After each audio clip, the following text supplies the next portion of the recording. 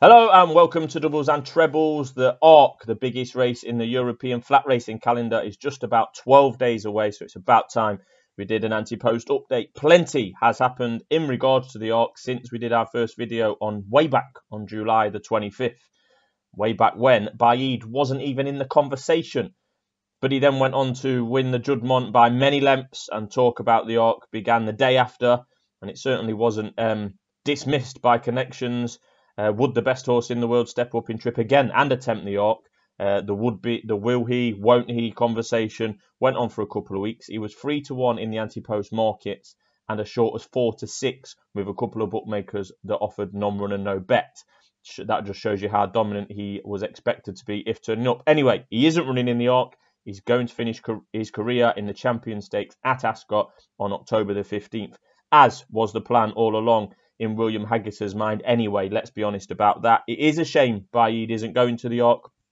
It could have been the difference between being a great horse, which he already is, and a legendary one, in my opinion. But he's sticking to plan A. He's never raced. He's never raced at a mile and a half. He's only ever raced at 10 furlongs once. That was on his most recent start. He's going to have one more start over 10 furlongs, and then in 2023 he'll be doing plenty of stud duties. Anyway, the ARC's loss through Baid not running is Doubles and Trebles followers' gain, because Luxembourg was put up by yours truly on July the 25th at 20-1, and he now finds himself as the 4-1 favourite in the anti-post market. That is thanks to his career best effort in winning the Irish Champion Stakes at Leopardstown on September the 10th, a race that I said he would win.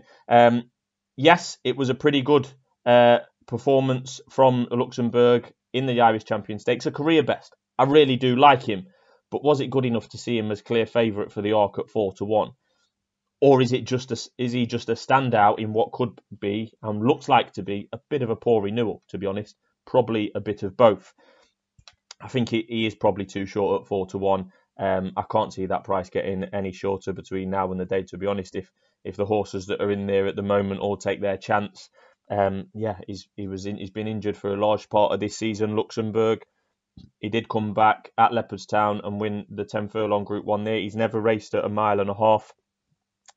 Beat some good horses in the Irish Champion, but he's going to have to step up again. Or maybe not for the ARC this year. He's already got an RPR of 124. Last year's ARC was won with an RPR of 126, so he's only got to improve £2 to be good enough to win last year's renewal. And this looks no better than last year, to be honest. Where Torquator Tasso, who we're going to come on to, was a massive shock, if you like. He was 72-1 in winning last year's ARC. We'll talk about Torquator Tasso while we're there. On the last video, again, like I say, at the end of July, I said that Torquator Tasso should be favourite after his really very respectable second in the King George at Ascot. That was on quick ground that he wouldn't have liked. He's since been beaten at odds on in a German Group 1. That doesn't fill you with confidence, so his price remains pretty much unchanged at 8-1. Honestly, I don't know what to make of him at this stage, the reigning champion. I really don't. He'll probably run. He's coming here in probably worse form than last year. Was last year's renewal that good anyway? It was a massive shock winner, and he's quite simply, that is a standout piece of form and standout performance on his record. Was it a fluke?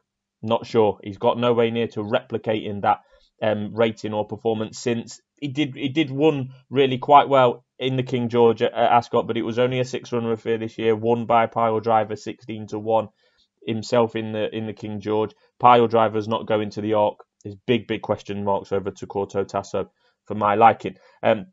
Alpinista is available at 7-1, another for the English contingent. You're going to see a theme here because we're talking about a lot of horses for France's biggest race, but not many of them are French. Alpinista definitely doesn't fit the French bill either.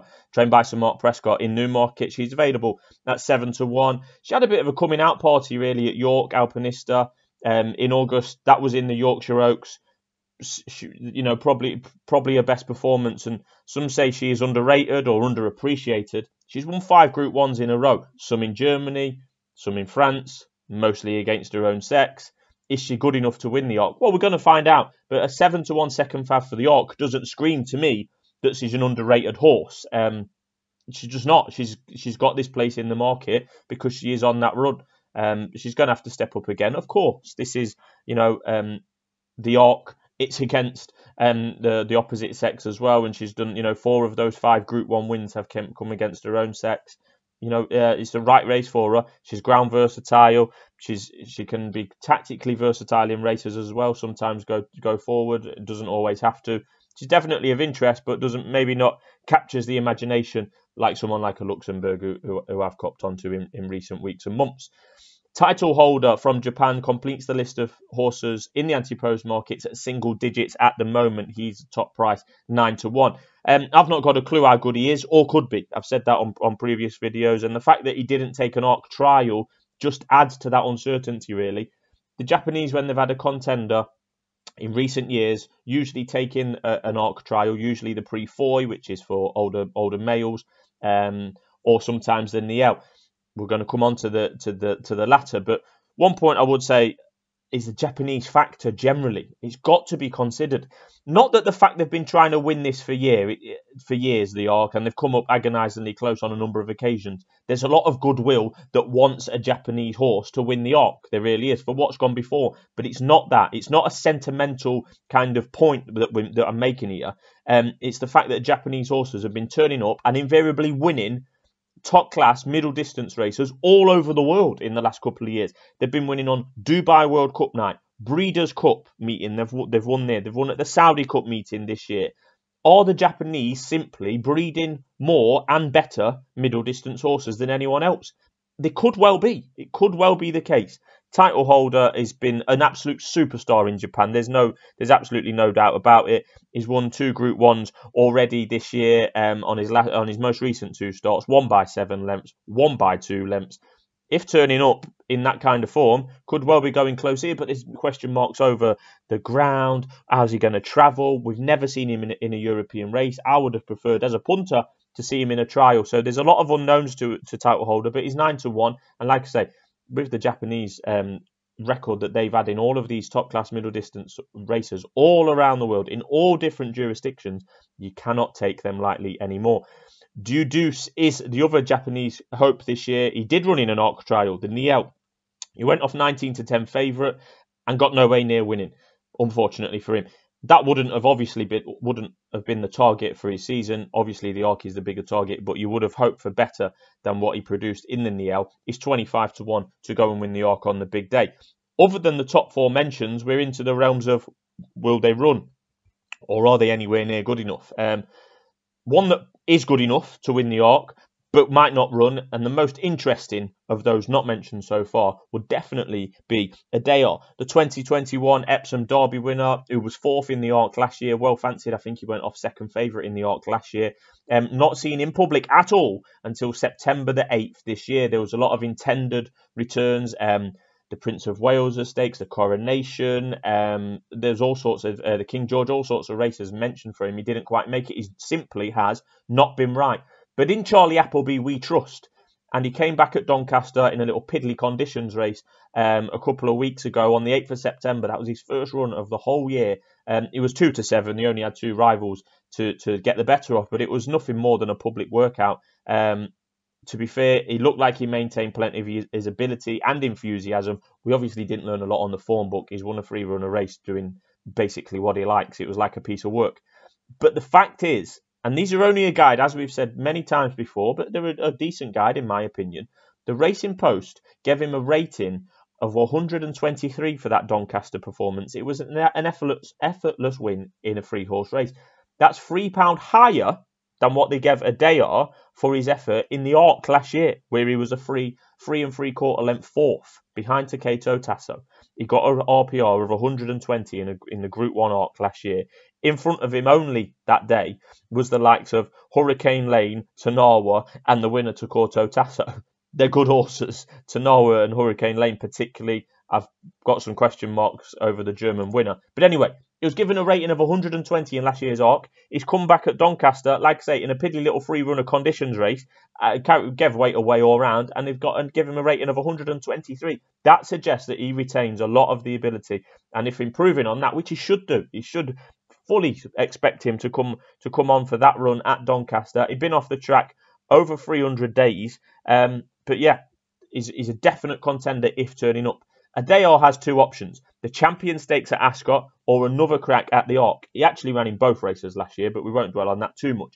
Given that Baid is now going to the Champion at Ascot, the Arc could now become the top priority for Adayar.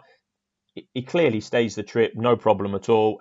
He's quite ground versatile, although last year at Longchamp it was heavy and was probably an inconvenience to a lot of horses, hence why we got a 72 shock from Germany. But yeah, he's got to be of interest, Adayar, if turning up. I wouldn't advise backing him now because I just don't know whether he's going to run. Hopefully someone will ask Charlie that question at Newmarket in the coming days. He's got form in the book. He's nice and fresh, gets the trip well. Most ground conditions fine. There is a lot to like about Adayar, and if he's turning up on the day, he will definitely be of interest to me. Onesto is the first French horse we've mentioned. He's currently 12-1. He was second behind Luxembourg at Leopardstown. Proved himself at the top level. He was a Group 1 winner over in France, but we know there is lots of question marks over the quality of those races generally. And it was nice to see him kind of cement himself at the real Group 1 level in Ireland. Surely Connections are going to have a crack at the Arc. Surely they're wondering at the moment, but this is a horse that's won a Group 1 over course and distance this year. He's 12-1. He'll have no problems getting the trip, in my opinion. Onesto should be running in this race. Is he good enough to win?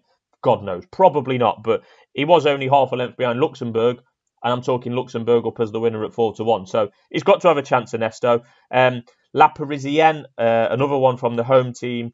She caught the eye on Arc Trials Day in the Vermeil. That's the Group 1 for fillies and mares on Arc Trials Day. She finished with a wet sail that day after being unlucky in running. She's got interest from 2 or 3 people in racing circles from an anti-post point of view, but she's miles off it, La Parisienne, on ratings achieved to this point in her life so far. Let's be honest about it. She's 20-1. I think she'll probably run. It's just a note, really, rather than an opinion. Westover is another potential runner. Impressive Irish Derby winner. Could well run, but he was absolutely awful in the King George this year. I think he went off about favourite for that. And the Irish Derby form is horrid, let's be frank. The Irish Derby form was questionable at the time. Westover went from the front and won by 7 lengths the Irish Derby. The form has not worked out very well at all since. Westover is kind of forgotten about, though, really. He has not been seen since the end of July at Ascot. He's 20-1. Will he turn up? He's an interesting contender if he does. So we're just 12 days away before the most prestigious race in Europe. I'm delighted with the position that we are in on Luxembourg.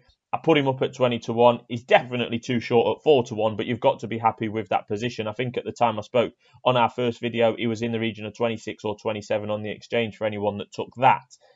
If Adayar was to turn up, he'd be of most interest to me at the prices. If he's going to be, around 8-10-1 on the day, maybe a little bit shorter, 7-8-10-1. It would certainly be of interest, but I don't know if he's going to turn up, so I'll be keeping my powder dry until declarations are made. There's no further bets at the moment with running plans up in the air, but fascinating. We're only a few days away. Yes, Baid's come out. Is it a disappointment? Yes, but I do think it looks wide open. Some might say it looks poor quality, but we won't know that really until the race has happened and the form's worked out in the future. At this stage, on paper, it doesn't look a great renewal, but someone's still got to win it. We're in a good position on Luxembourg. Long may that continue. What do you make of it at this stage? Let me know who you think is going to be the winner. Are you disappointed Baid's not running? Probably. Let me know about that in the comments as well. Thanks for watching, and we'll be back soon with plenty more horse racing and darts content.